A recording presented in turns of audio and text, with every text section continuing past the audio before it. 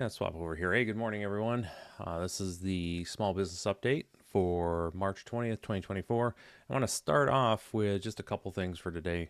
Biggest piece that we ran into was the National Federation of Independent Businesses dropped some new information out on inflation, as well as some other stuff I want to cover today. So with that, just start off, if you've never actually been to the NFIB site or you don't know where it is, please check them out, nfib.com. Especially if you're in small business, they have a wealth of publicly available information. And when it comes to being a member, you have much more detailed information. Again, it's not sponsored, that's not anything there. But if you are a growing business and would like to have have relevant information for your business, NFIB is a place to go.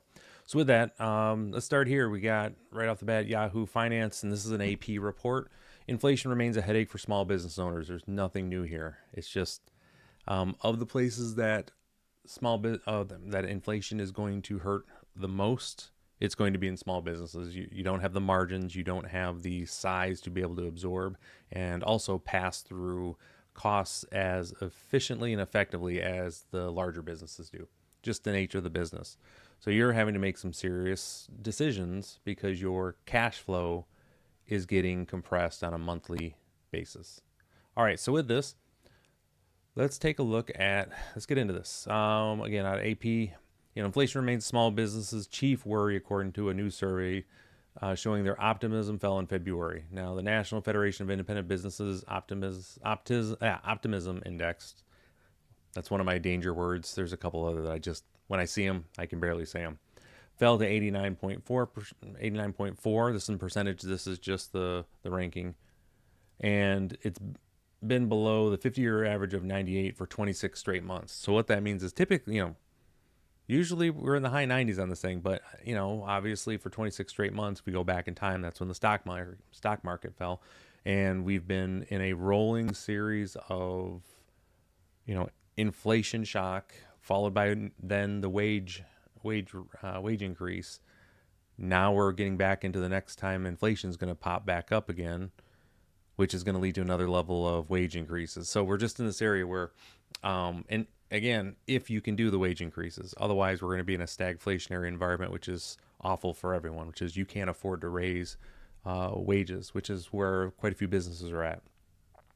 So 23% of small business owners said inflation was their top problem, up 3 points from January when labor quality was the chief concern. And that makes sense. So remember in January we had that blizzard come through on the east. Well, most of the country, to be honest, got hit by it.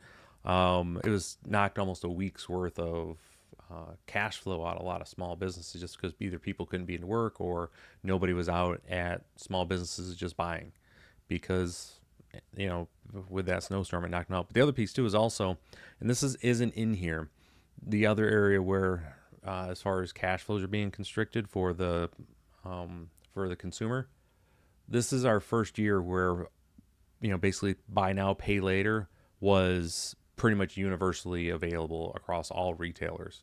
And so in January, all those bills started coming due on top of credit cards. So just something to keep in mind there. All right, inflation remains elevated. Prices rose 0.4% from January to February, up from the previous months of 0.3% pace. Labor Department said last week compared to the year earlier, consumer prices rose 3.2% last month, slightly higher than in January. Now, I know why the Fed does this, and I get it, but man, is it ever dumb. It doesn't when you're communicating to the public. Excluding food and energy prices, the two things that we all need in order to survive, but the core prices also climbed 0.4% at the same time that energy prices and food prices have been going up. That's faster than what's needed to bring inflation down to the Fed's 2% target.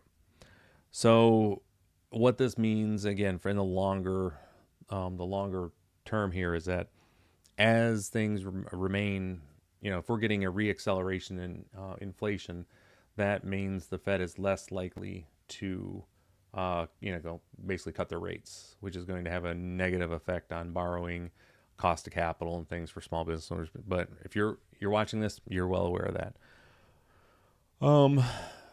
So with this, just last piece here for those of you who are wondering about, and this is where the NFIB data is so great because you get into here, businesses are spending less. We know that 54% of owners reported capital outlays in the last 6 months, down 5 percentage points from January.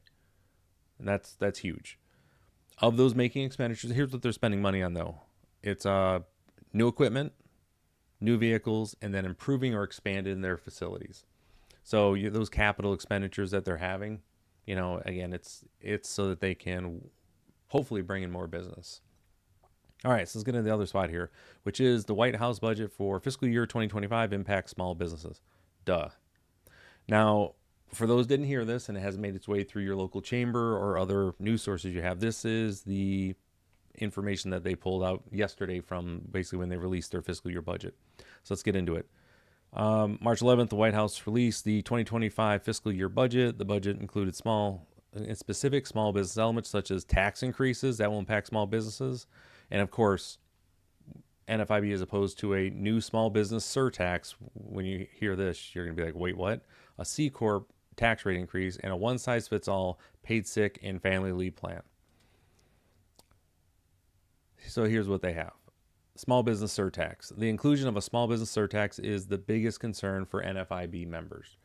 This is a 5% surtax on all business income over $400K.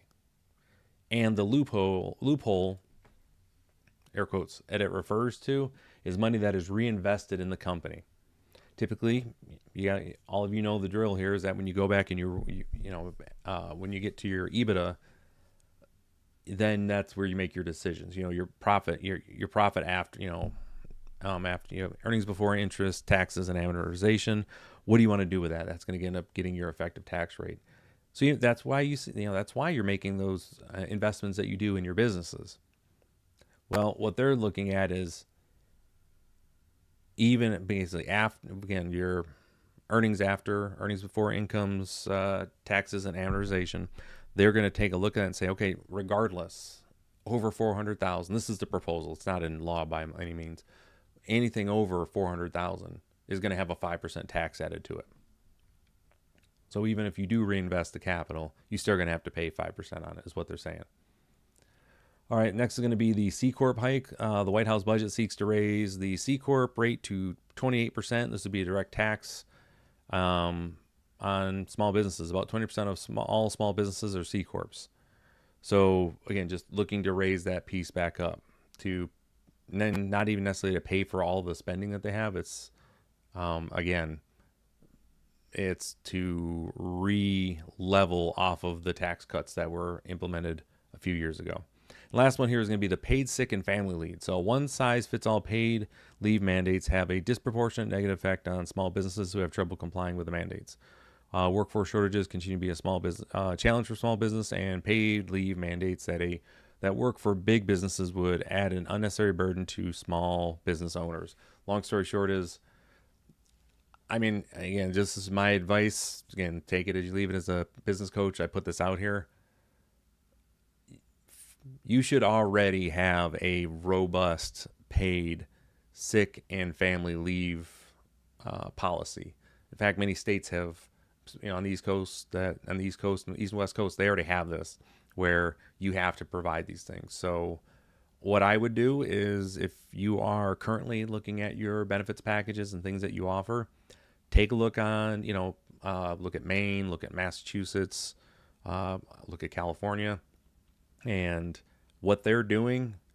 It's only a matter of time until that is mandated as stuff that business is going to have to offer. So my recommendation for my clients is, when and where you can, try to implement those now rather than later, or at least make sure they're in your forecast so you can get them implemented as soon as possible, because they're going to come, and you want to be able to make your capital decisions with the understanding of where those benefits are going to be not eating away, where you're going to be investing those dollars back into your team, which is important. But my recommendation that I have for all my clients is just get out in front of this.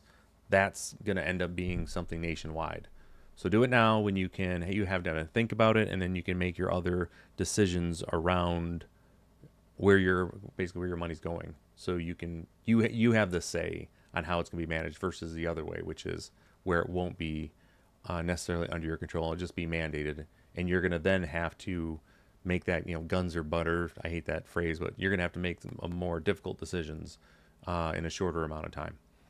So with that, that is what I have for today for the small business. Again, if you like what you saw here, make sure you like and subscribe. Again, we'll see you next time.